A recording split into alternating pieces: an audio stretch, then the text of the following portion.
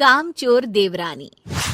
एक बार की बात है, सुषमा अपने पूरे परिवार के साथ खुशी खुशी मोहन नगर में रहती थी। उसकी 2 बहुएं थी, पल्लवी और शिवानी। एक दिन दोनों बहुएं रसोई में काम कर रही होती है कि तभी उनकी सास सुषमा उन्हें बुलाती है। अरे बहू, जरा इधर तो आना। शिवानी, जरा जाकर देखना सासू माँ क्या कह रही हैं। दीदी आप ही देख लो ना जाकर, आपको भी तो सुनाई दे रहा है। अरे मैं आटा गूंद रही हूँ ना, तुम चली जाओ। हाँ तो मैं भी तो सब्जी काट रही हूँ ना दीदी। अरे बहू जल्दी आओ। ओह, ये तो जाएगी नहीं, मैं ही जाकर देखती हूँ कि क्या करना है। पल्लवी सुषमा के कमरे में जाती है। जी मम्मी जी, क्या हुआ? शाम को घर पर कुछ मेहमान आने वाले हैं, तो तुम अच्छा सा खाना बना लेना बहू। ठीक है मम्मी जी, आप बता दीजिए क्या क्या बनाना है और कितने लोग आ रहे हैं। सुनील की मौसी जी और उनका पूरा परिवार आ रहा है। कुल मिलाकर 3 लोग और हमें मिलाकर हुए 9 लोग। तो अभी से ही तैयारी करना शुरू कर दो। और हाँ, घर की सफाई भी कर देना, हाँ अच्छे से। जी मम्मी जी, सब काम हो जाएगा, आप चिंता मत कीजिए। पल्लवी शिवानी को घर में मेहमान आने वाले हैं इसके बारे में बताती है। क्या 9 लोगों का खाना बनाना होगा, घर की सफाई करनी है? बाप रे, सासू माँ ने तो हमें घर की नौकरानी ही समझ कर रखा है। ऐसा नहीं बोलते शिवानी, हम इस घर की बहू हैं और घर के काम करना हमारा फर्ज है।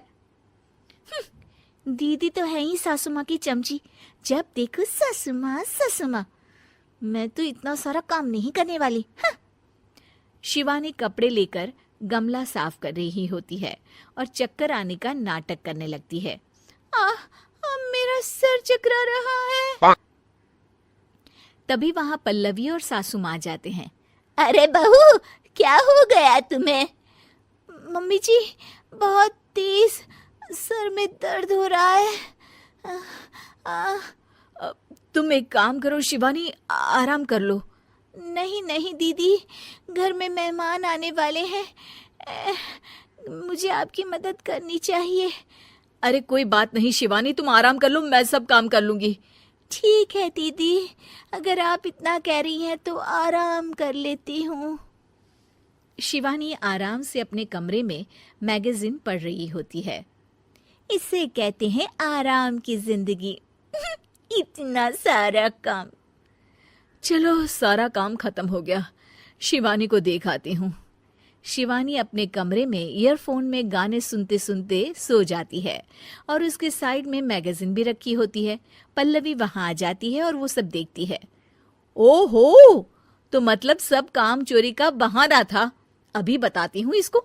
घर का सारा काम मुझे करना पड़ा और ये महारानी यहाँ मैगजीन पढ़ रही है, गाने सुन रही है। पल्लवी रसोई से एक प्लेट और चम्मच लेकर आती है और शिवानी को थाली बजाकर उठाने लगती है। शिवानी अचानक से उठती है। उठ गई महारानी, गाने भी सुन लिए, मैगजीन भी पढ़ ली। तुम तो बहुत बड़ी झूठी निकली शिवानी। तुमने सर दर्द का बहाना बनाया ताकि काम करने से बच सको। हाँ बनाया बहाना, तो क्या करती, इतने सारे काम करती। मुझे कोई शौक नहीं है चापलूसी का। क्या चापलूसी? तुम्हें लगता है कि मैं सारे काम चापलूसी के लिए कर रही हूँ? और नहीं तो क्या। तभी वहां सासू माँ आ जाती हैं। अरे बहू, वो लोग बस आने ही वाले हैं, तुम तैयारियां कर लो। जी सासू माँ, तुझे तो मैं बाद में देखती हूँ।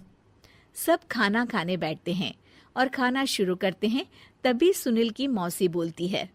वाह भाई वाह, खाना तो बहुत ही अच्छा बना है सुषमा जी, एक एक चीज में क्या स्वाद है। ये सुनकर शिवानी मुंह बना लेती है। उसे अपनी जेठानी की इतनी तारीफ रास नहीं आती। आपकी बहुएं तो बहुत ही अच्छा खाना बनाती हैं।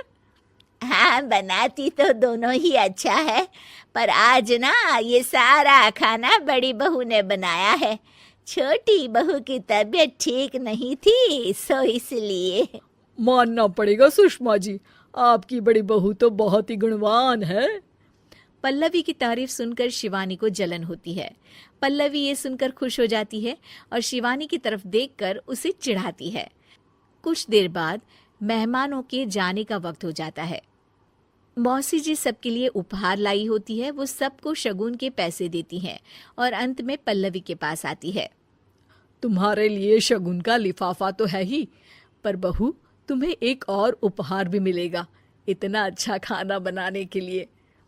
मौसी अपने सोने के कंगन निकालकर पल्लवी को पहना देती है। ये लो, ये मेरे मनपसंद कंगन है, अब से ये तुम्हारे हुए।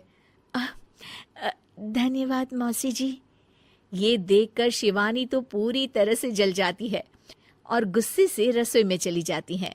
तभी वहां पल्लवी आ जाती है और उसे अपने कंगन दिखाने लगती है। देवरानी जी, अब आपका सर दर्द ठीक तो है ना? मुझे लगता है कि अब सर दर्द शुरू हो गया होगा आपका।